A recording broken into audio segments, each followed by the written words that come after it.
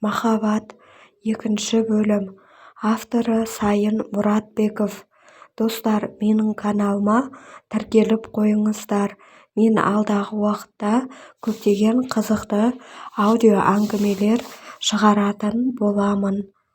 Бұл не қарап жүр деген оймен отарда терезе тұсына келген. Перде ысырылы.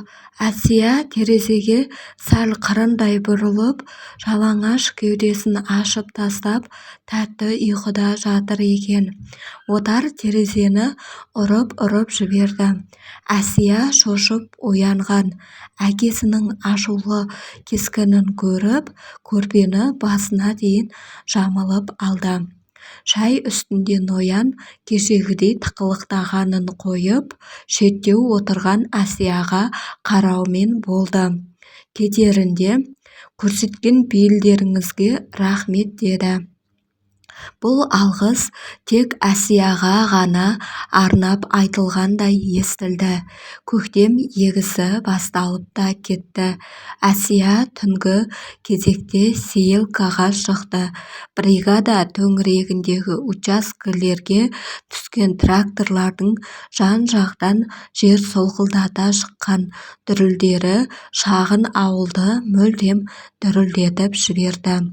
Терезелердің бос әйнектері күндіз-түні бірдей зыңылдап, ала-қыстай тыныштыққа үйренген жұрттың құлағын тұндырды.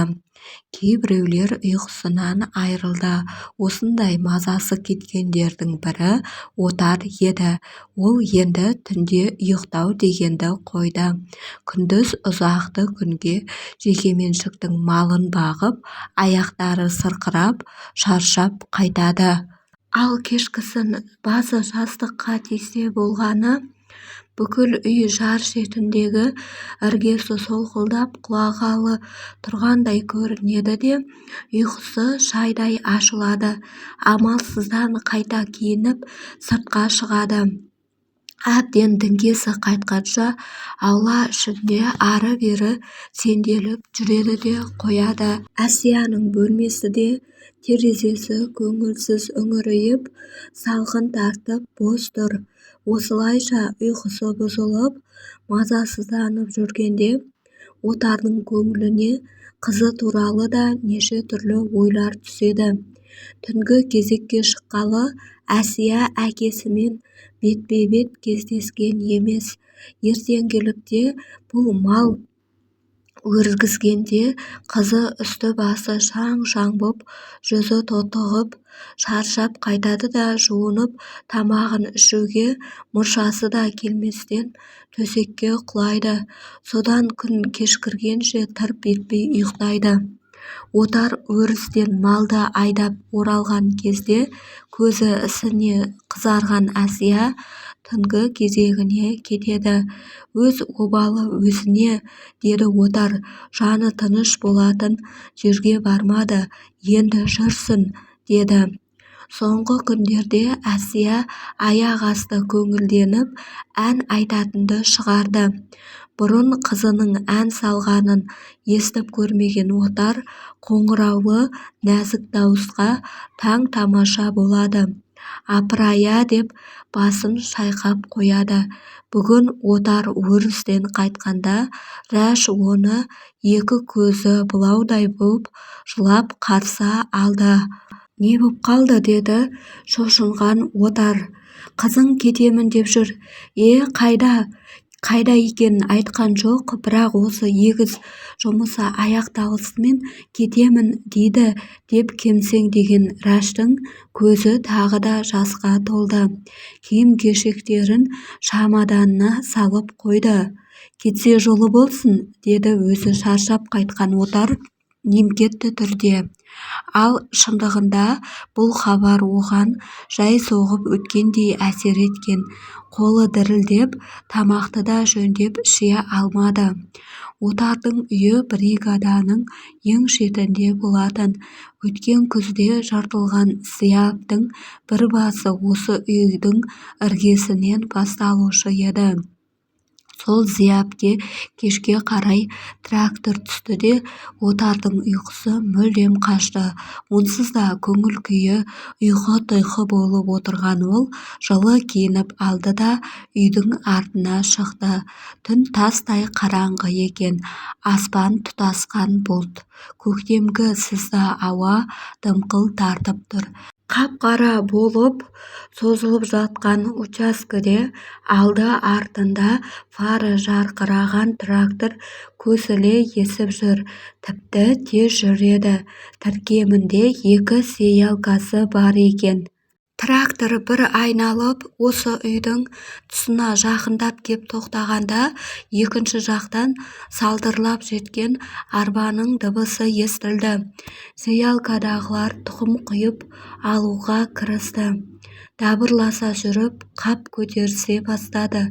бір таныс дауыс отардың құлағына анық жеткен. Сөйткенше болған жоқ. «Әсия, былай тұр, мен көтерейін», деді әлгі дауыс. Ноянның даусы екенін білді отар. Сәлден кейін трактор тағы жүріп кетті. Бұл кезде сытыр-сытыр етіп жаңбыр жауа бастаған. Трактор қазір тоқтар деп ойлаған отар, бірақ тоқтай қоймады. Жаңбыр сытыры жиі естіледі. «Апыр-ай, мына есерсоқ тұқымды батпаққа сеуіп рәсуа қыла ма-ай?» деп қойды отар. Трактор учаскенің арғы басына жетіп бірақ тоқтады. «Тоқтаған жерін мына ақмақтың», деді отар ызаланып.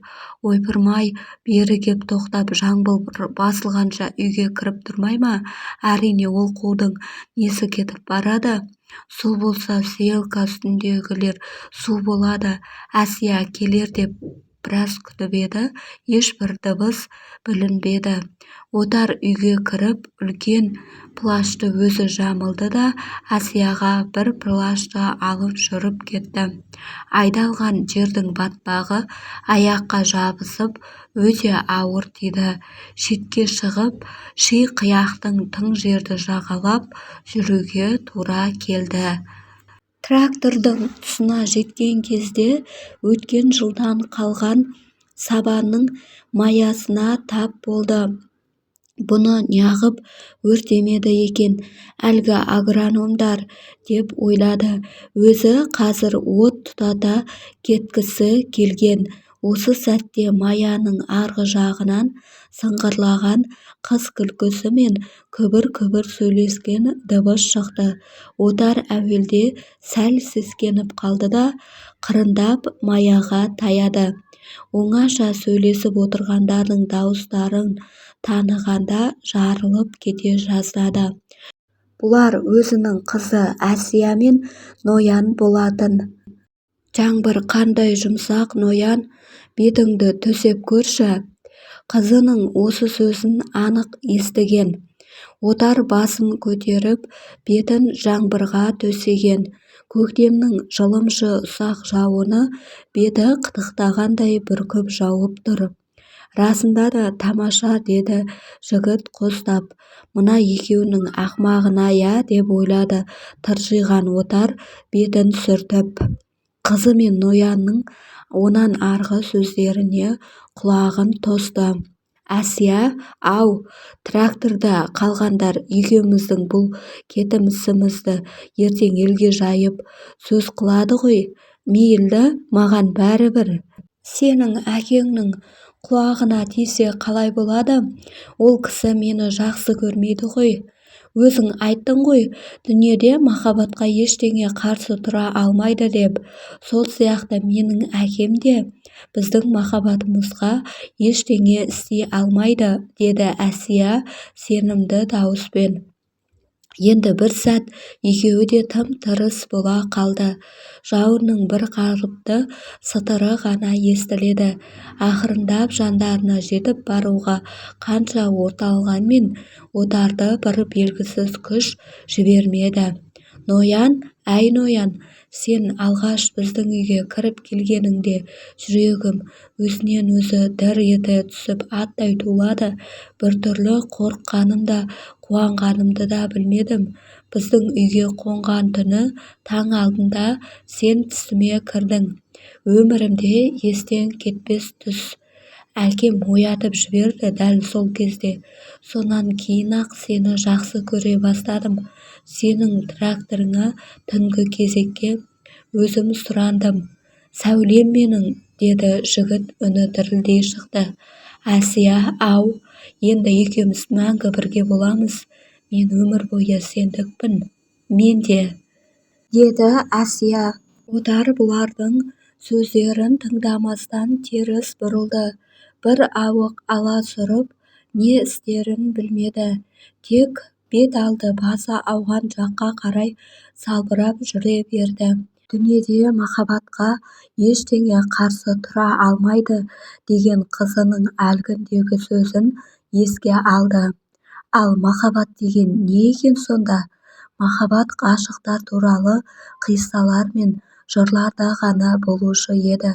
осы жасына дейін отар өмірде махаббат дегеннің болатынын еш уақыт ойлаған емес. енді міне қызының айтып отырғаны. оның есіне ертеде болған бір оқиға түсті. отар 19-ға толып тұңғыш ұлы басар туған кезде бұлар алғаш ұйысқан артельге мүше болып кірген. сол жылы қазақ қыздарының арасында өте сирек кездесетін жай мақира деген дәрігер қыз келген колхозға. отар оны көрген жерден қатты ұнатқан. бірде көктемге салым суық су ішіп мұның тамағы ауырды. сонда мақираға барған. ақ халат киген талдырмаш жас қыз ұялшақ жігіттің тілін темір қасықтың сабымен басып тұрып көрді. сол сәттегі жұп-жұмсақ қыз қолының табы ақ аурудан айықтырғандай еді. отар тәуірленіп кеткеннен кейін де тамағын сылтауратып дәрігер қызға келгіштей берді. құрбым, сіз семьялы адамсыз ғой, мұныңыз жарамайды, деді бір күні қыз түсін суытып.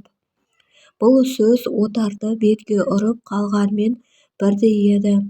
ол өзінің мақираға кездеспей тұрып үйленгеніне сол кезде бірінші рет өкінген. жыл өткен соң қыз оқуын ары қарай жалғастыру үшін қалаға кетті. міне содан бері қаншама жылдар өтсе де анда-санда отар сол шақты ұйып отырып ішінен ғана еске алатын. мүмкін махаббат деген сол шығар. жалғызсыраған отар жауын астында аяғына ауыр батпақ жабысып сүйретіліп жүріп кетіледі. дірілдей шыққан күбірлер соңынан ілесе жүргендей құлағынан кетер емес. әсия сүйейінші, қойшы ноян, қойшы. отар тістенген күйі көзін тарс жұмып қалшиып тұрып қалды. меңіреу тыныштық. тек кенет плашқа ұқсас жаңбыр тамшылары тырыс-тырыс етеді. отар өзіне өзі күбірлеп басын шайқады. махаббат, о тоба, деді.